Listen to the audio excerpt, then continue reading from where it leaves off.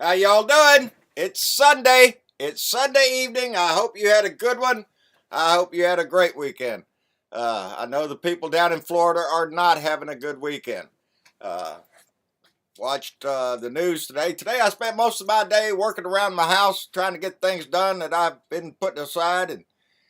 And every time I went upstairs to look at the news, they was talking about Irma and the impact on Florida.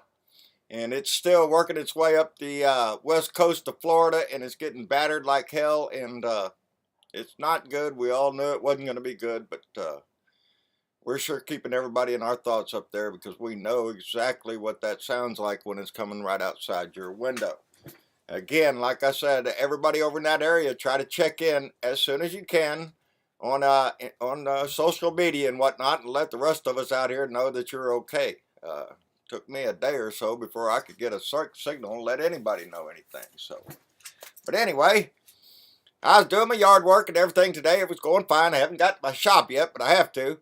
And I went upstairs a little while ago and switched it over to 60 Minutes because I wanted to see Bannon interviewed on 60 Minutes today. I wanted to catch that because it's an interesting little interview theirs. And so I went up there and listened to him. And old Bannon, he describes himself as a street fighter. Of course, we knew that before.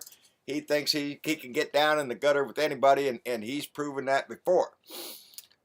It was a little surprising who he thinks is his enemy. And I'm surprised it's not us, baby, but it's not. It seems to be an infighting within the GOP. Now go figure that shit. He's not too happy with Congress there. Bannon thinks that Mitch McConnell and old Paul Ryan there in the Senate and in the Congress and the House of Representatives are against Trump. They're trying to subvert Trump, and they're not working for Trump at all. And I just took notes. I don't have my board up here, none of them written down, but he said that actually Mitch and Paul Ryan came to him and asked him to get Donnie to stop using the words drain the swamp. Drain the swamp. He didn't want to use that no more. Don't y'all quit saying that. Why is that? Well, I'll tell you exactly why. Because the swamp is who they're comfortable with. When you talk about drain the swamp in Washington, D.C., you're talking about lobbyists and all that shit. People with the big bucks. Do you think Congress, who has been in there for a long time, not done shit, or they want to get rid of the money machine, the people that take them on trips, oh, you got to come over here to, investigate this. And while you're here, let's play 50 rounds of golf over here and go to this spa over here and do this and that, go relax on the beach and all that shit. We'll pay for everything. Yeah, that kind of stuff in Washington, congressmen and senators thrive on that stuff. You think they're making it off of what we pay them? No, hell no. That's chump money from what they can get from lobbyists. And of course they get rich because they don't have to spend their money on anything. Hell no, there's a lobbyist wanting to buy them everything. But anyway, then I got, I got surprised when they brought up Obamacare. Now, Bannon says that we are being mean. We're holding Donald Trump to an unfair standard because all the time the GOP has said that they're going to repeal and replace Obamacare. So when Donnie Boy was out on the campaign and swore on the first day that he was going to repeal and replace Obamacare, on the first day we're going to get rid of it, we're going to sign some papers here, we're going to get rid of Obamacare. Didn't happen. Didn't happen because Republicans, although they've had 7, 8 years now, have never come up with a plan. Have never come up with a plan when they say, we're going to get rid of that, we're going to come up with something better. But they never come up with anything better. But Bannon, I was surprised. He said that the deal now is he has to work to fix Obamacare. And man, that took, interviewer there, whatever his name was, I was surprised. Wait a minute, you're talking about fixing Obamacare now? He said, well, yeah, that's what we're going to have to do to save the good parts. And blah. Yeah. It's what we've been saying all along. You can't get rid of a good program. How about work on the damn thing and make it better? And maybe that's what they're going to have to do. Because, again, it goes back to the infighting within the GOP. That I'm sorry, I'm having to remember all this shit. The moderate Republicans, those that are willing to work with somebody, and the extreme right Republicans who ain't going to work with shit. They're the ones, what are they? Oh, yeah, the Freedom Caucus and shit like that. They always try to make their group sound so patriotic because we're fighting for your freedom.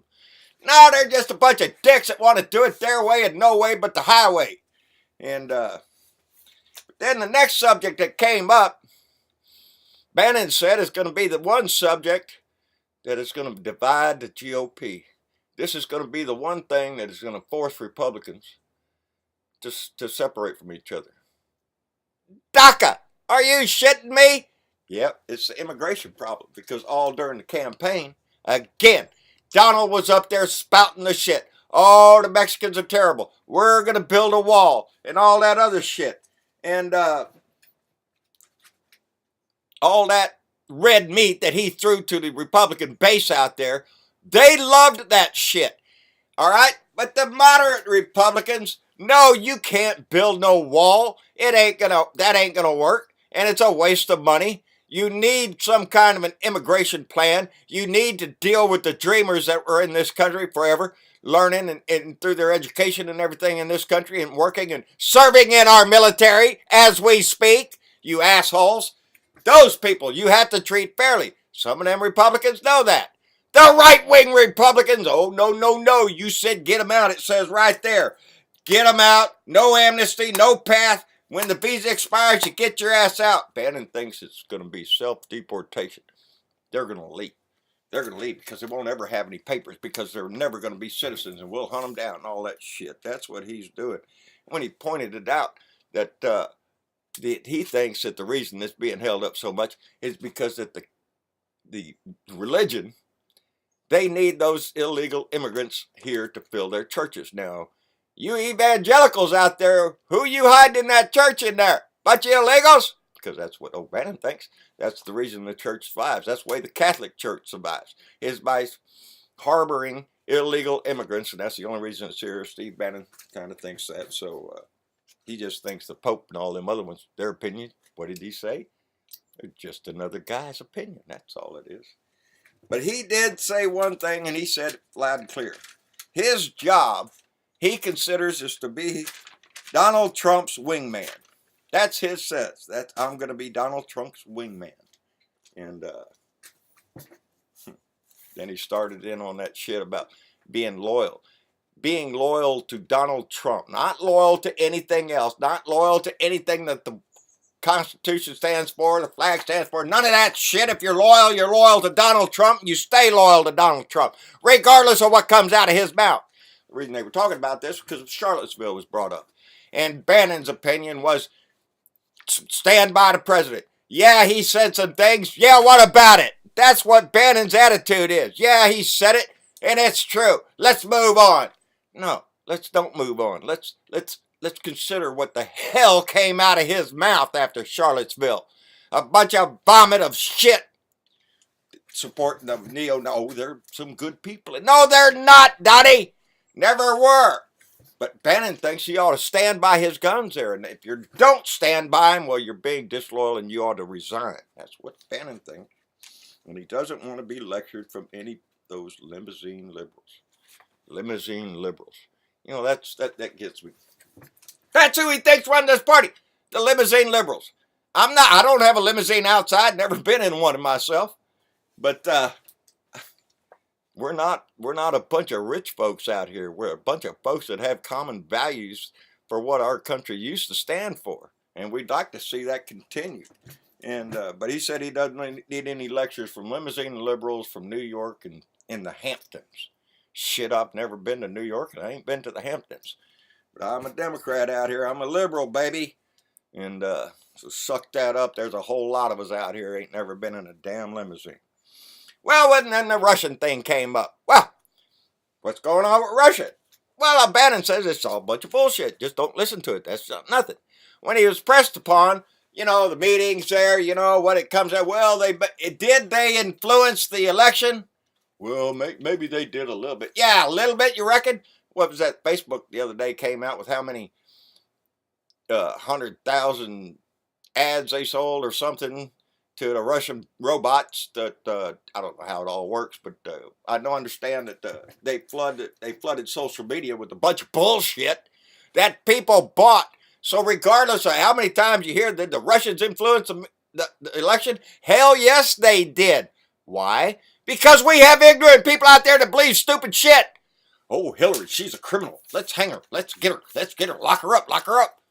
Are you shitting me? Ignorant people believe that shit. She was a good woman who would have made a hell of a lot better president than this orange anus we have up there. And that's all there is to that shit. I don't want no bull on that one. Anyway, he says we should be more focused on having good relations with Russia. Like Donnie says, we need to be friends. Well, of course we do. We got to get the damn oil out. So they're always going to be pushing that friends with Russia. And I think it's all going to end with his money coming from Russia, being a pipeline for laundering money here in the United States, selling the Russians everything they want, and everything deals with Russia. And it makes a big difference because he continues to say, oh, I don't know anything about Russia, never knew Russia, don't know Russia. Let's say the tax returns, Donnie. The one thing that Donnie never wants to turn loose is those tax returns because it shows where money comes from. What shell corporation bought this condo? Well, who does that shell corporation? We already had that discussion. That's how they played a monopoly with everybody's money out there. Shell corporations. Anyway, the last thing he had to end up with was something that I got to agree with him. I agreed with Steve Bannon. That he has total contempt for the Bushes. Daddy Bush, because of his dealings, I don't have too much problems with Daddy Bush. I mean, I'm not, way bad on him. He's old. He's getting older. I'm glad to see him still wheeling around. Anyway, his dealings with China and his trade deals with China. Of course, we know how Donnie feels about China. Oh, China. And he don't like that. And he doesn't like W for the bullshit that we went through in Iraq and all the Middle East crap after that. And for once, I agree with him. And he was talking about how he has contempt for Bush, Cheney, Condoleezza Rice, the whole cotton-picking crowd of them over there that lied through their teeth and got us into a war in Iraq. And look where that shit ended up, and we're still dealing with it over there in Iraq, Syria, and all that crap.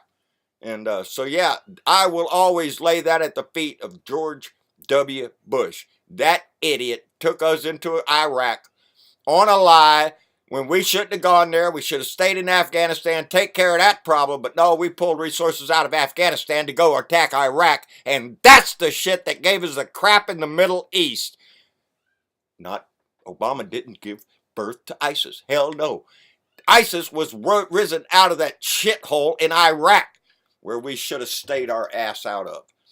And so, yeah, I agree with him there.